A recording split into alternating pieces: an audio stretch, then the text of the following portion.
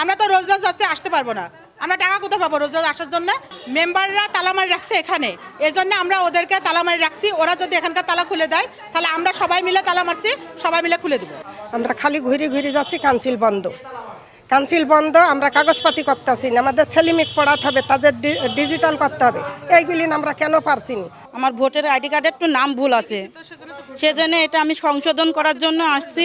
4 দিনে আমার ধরেন 50 টাকা করে ভাড়া লাগে, সেটা তো আমার অজবল, আমি তো গরিব মানুষ। 2 সপ্তাহ আগে কাগজ করতে দিয়ে গেছি, কাগজ হয়ে যাওয়ার কথা, বৃহস্পতিবারে আসতে বলেছে, এদিকে 7 দিন এসে আমি ঘুরে যাচ্ছি। চেয়ারম্যান মেম্বার ওরা যা ইচ্ছা তাই করুক, কি আমাদের তালাটা খুলে দিবে, আমরা এখানে মানুষ আসবো, কাউন্সিলে আসবো, আমাদের যে দরকার সেই দরকার সারিয়ে আমরা চলে যাব। আমাদের এটাই দাবি, আর কোনো দাবি নাই। হাসানুজ্জামান হাসানের লোকজন এমনই ষড়যন্ত্র করেছে, মেয়ে ছেলে দিয়ে আমাদের 9 জন মেম্বারকে এখানে তালা দিয়েছে, দিয়ে আটকা রাখিছে।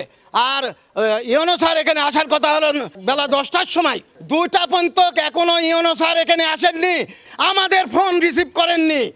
আমরা কি অন্যায় করেছি যে আজ আমরা 3 দিন হবে এই চেয়ারম্যানের বিরোধী আমরা অনশন করি, আমরা এখানে বসে আছি, আমরা অবরোধ করছি যে সে এখানে কি দুর্নীতি করেছে, ট্রেড লাইসেন্স দুর্নীতি করেছে, চৌকিদারি ট্যাক্স করেছে, 1% করেছে, 2% করেছে, সাধারণ মানুষের ক্ষতি করেছে। আমরা সাধারণ মানুষের পাশে দাঁড়ানি, আমরা ইউনিয়ন পরিষদের আমরা চেয়ারম্যান কার্যালয় আমরা বন্ধ করে আমরা 3 দিন খায় না খায় আমরা এখানে বসে আছি। আমাদের ট্রেড লাইসেন্সের এবং চৌকিদারি ট্যাক্সের সমস্ত টাকা আত্মসাৎ করে উনি আত্মগোপনে আছেন, ওনার বিরুদ্ধে ব্যবস্থা নেওয়া হচ্ছে না।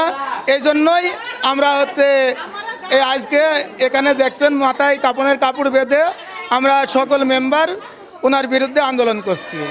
এখন চাই ওনাকে এখান থেকে বিতাড়িত করে আইনের আশ্রয় নিয়ে সরকারি টাকা আত্মসাতের বিচার করা হোক। আমাদের ট্যাক্স যে চৌকিদারি ট্যাক্স তুলছে, সেই ট্যাক্সে জমা দেওয়া হয় নাই অফিসে, ওই অ্যাকাউন্টে নিজের পকেটে রাখছে। তারপরে হোল্ডিং ট্যাক্সের যে ট্রেড লাইসেন্সের টাকা, এটাও জমা দেওয়া হয় নাই। তারপরে আমাদের 1% 2% টাকা দেওয়া হয় নাই। তারা নথিপত্র সত্য সবাই গায়েব করছে, তারপরেও সে টাকা থাকতেও আমাদের অনারিয়াম দেয় না। 2বার তদন্ত করার পরে তদন্ত সে দোষী, তারপরে সে উপজেলার নির্বাহী অফিসার তার কোনো কর্ণপাত করে নাই। আমরা চাচ্ছি আমার হাসানুজ্জামানের সরাই দিক দিয়ে এখানে প্যানেল চেয়ারম্যান অথবা প্রশাসন নিয়োগ দেওয়া হোক। আমাদের অনারিয়াম বা সম্মানী ভাতা চালিয়ে সে বলে যে টাকা হয়ে গেছে। বর্তমান হাসানুজ্জামান চেয়ারম্যানের বিরুদ্ধে আমরা 9 জন মেম্বার অনাস্থা জ্ঞাপন করেছি প্রায় দীর্ঘ 9 মাস।